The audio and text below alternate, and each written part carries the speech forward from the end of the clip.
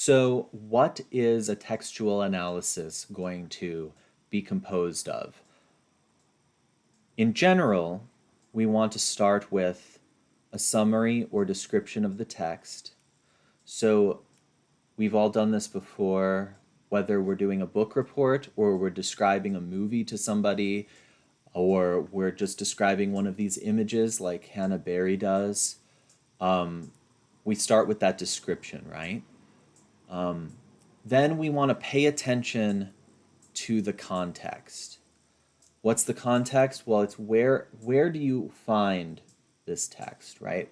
In what circumstances do you find it? So, for example, in the Hannah Berry analysis, both of those images are advertisements, right? So they have to be interpreted in the context of advertising and what they're advertising, the product that they're advertising. What else do we want to put? Well, we want to have a clear interpretation or judgment. So we're not just summarizing, but we're thinking about what we saw and we're thinking about what we read and we are interpreting it in that frame, right? So when we see something like these images that are selling us something, we can think, okay, how does this image work to sell you that thing? Well, this image shows you this person. They look really self-confident. You might even want to be this person. You might want to look like this person. Might want to do what this person's doing. So you have this connection between something you want to be, something you want to do, something you want to become, and the product that they're advertising, right? So that's how the advertisement is operating rhetorically.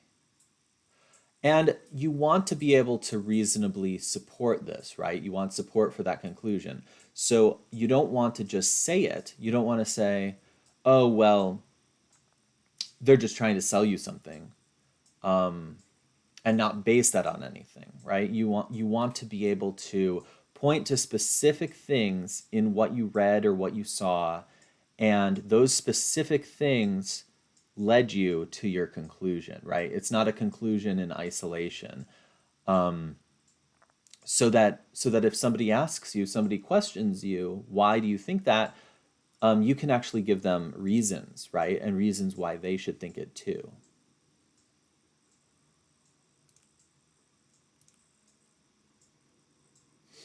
All right. So,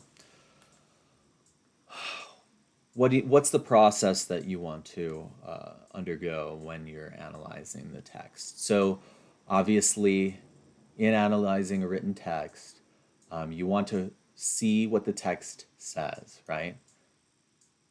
Okay, so the text, obviously, you have to read the text first before you analyze it, right?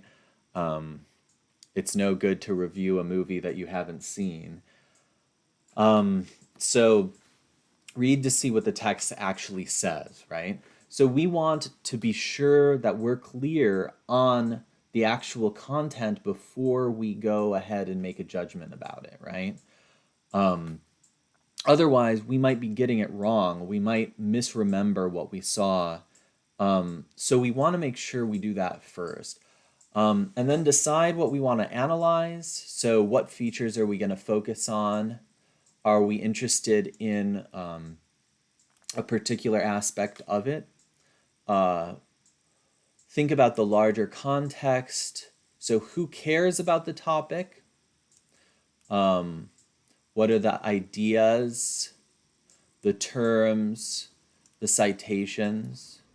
So if we're reading something and it has these ideas, these terms, these citations, we want to make sure we take all of that into account, right? Consider what we know about the writer, so who produced it, right? And study how it works. So looking at the text or the image and thinking about, like we talked about with Hannah Berry, what part of it is, what parts are doing what for you? How is it making you feel about the thing, and why is that achieving the author's purpose, right?